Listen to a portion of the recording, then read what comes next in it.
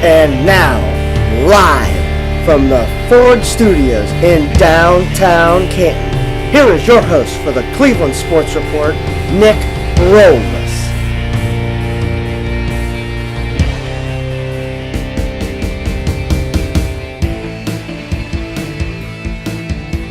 Good evening to you, Ohio, and welcome to the Cleveland Sports Report.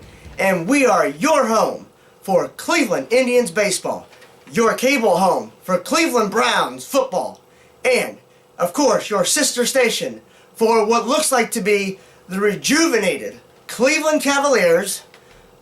We are the Cleveland Sports Report.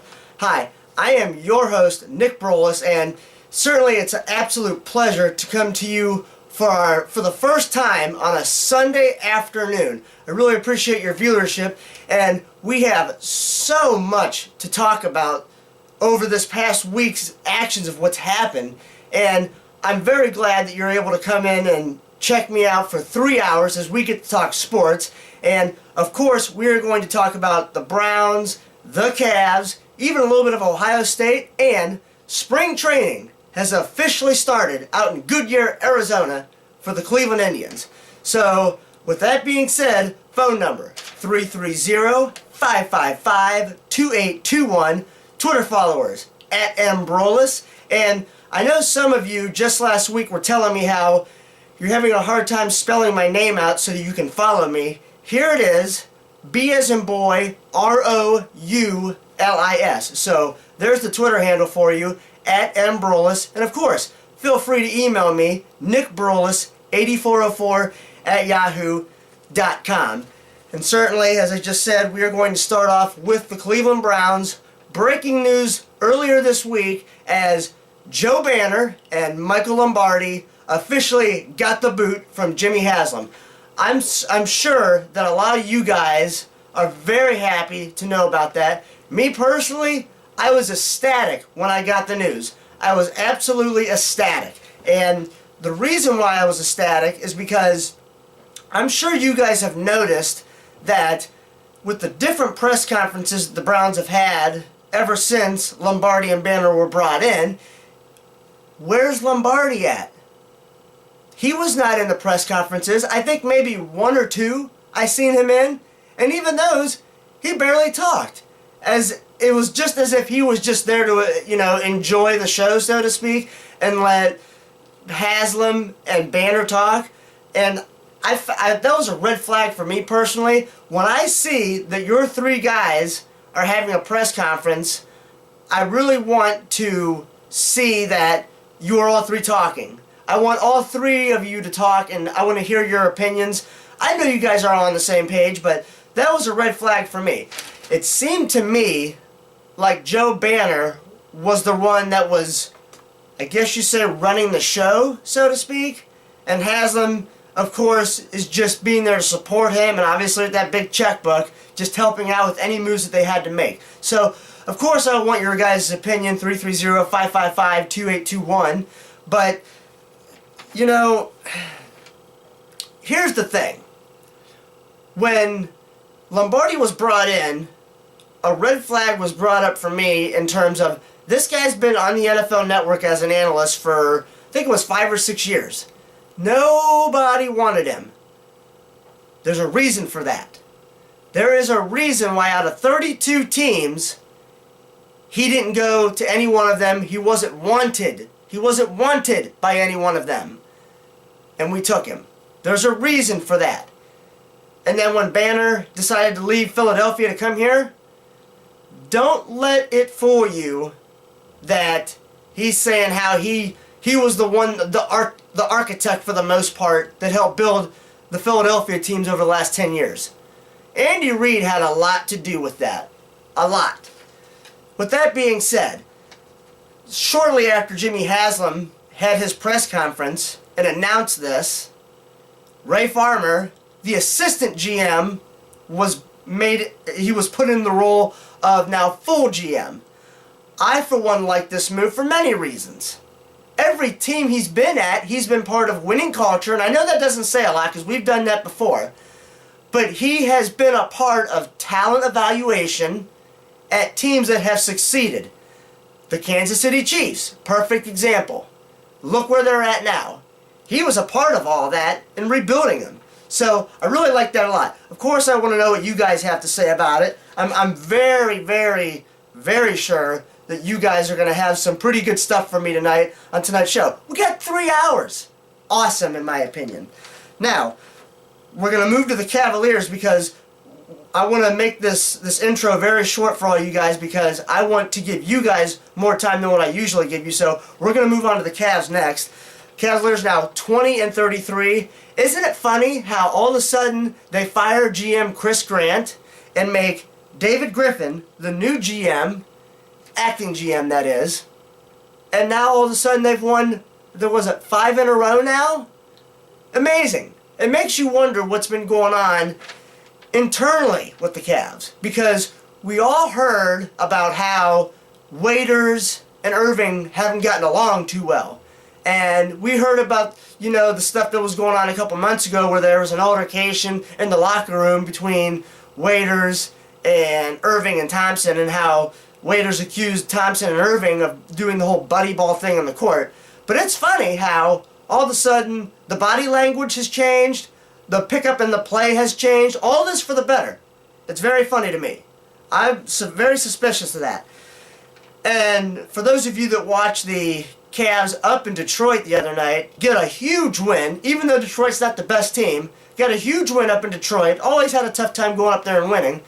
You notice how when when Kyrie Irving pulled up and hit that dagger 3, as I like to call it, and he was walking to the other end of the court, towards the Cavs bench, did you see how excited Waiters was for him? Did you see the body bump they gave him?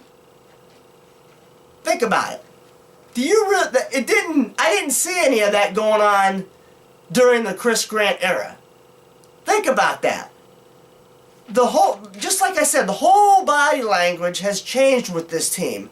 The cuts are harder.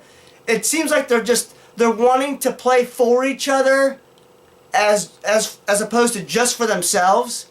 Think about that for a minute. I want you to think about that.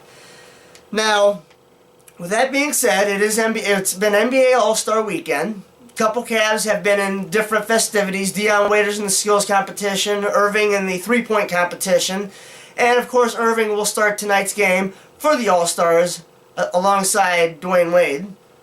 But I'll be honest with you, I watched the three-point contest and that's it. I don't even know if I'm going to even watch the actual All-Star game because, I don't know, it's just something about the NBA All-Star Weekend. I'm just not as excited as I used to be for it. I may watch the fourth quarter of the game, but so be it. The Cavaliers' next game is actually Tuesday night at Philadelphia. Should be a good test for us. We've had some good battles with the 76ers over the last couple of years. So I'm looking forward to see if the Cavs can actually rebound now in time to catch the A spot in the NBA playoffs because we're, I think, 3 games? Mark, 3 games, am I right? Yeah? 3 games behind the Charlotte Bobcats for the 8th final playoff spot. And I'm just anxious to see if they can continue this. So, of course, want your input on that as well. Spring training is here. But the weather's not. At least here it's not. 25 degrees out right now. And I'm just glad to know that baseball season is so close. I'm not so high on the Indians, though, this year. I'm just telling you how I feel, being honest with you. I just am afraid that the pitching is not going to be there. Ubaldo Jimenez, he's still a free agent. I don't see the Indians getting him back. But the good thing is that no team has, as far as I know, recently, the last couple weeks, offered him anything. So maybe we'll get lucky. I don't know. Justin Masterson, contract talks going on right now for the Indians. I'm really hoping that they can get a long-term deal worked out for him because I really don't want to see him go. And of course, we lost Kazmir to the Athletics. That was to be expected in my opinion. So, although there's some good positional battles going on right now with the Indians, so of course we're going to keep you updated. We are your TV home for Cleveland Indians baseball. Of course we're going to keep you updated. We got your back. And on the final note for the Indians, actually, Josh Tomlin was not able to win his arbitration case with the Indians, and so he is scheduled now to make, I believe it is, let's see here, the final numbers. He's going to make $800,000 this year. That's, I mean, hey, I'll take that. Mark, you? Yeah? Smile on the face, you'll take it? I don't know anybody who wouldn't take it besides a professional athlete or entertainer. So, but here's some actual side notes for you. It's just some things I wanted to throw out at you. Is this Michael Sam, this gay confession that he had just earlier this week. He came out and said that he is gay, and he fully expects to be drafted in the draft this coming May in the NFL. For those of you who don't know who Michael Sam is, he is, or what I should say he was, the defensive end for the Missouri Tigers. And here's my opinion on that, real quick. I don't see what the big deal is. I'm sure that we all have been around and or worked with people who are gay. I really do. Not a doubt in my mind.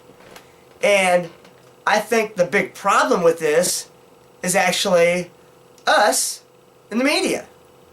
We are making too big of a deal out of it. I don't see what the big issue should be.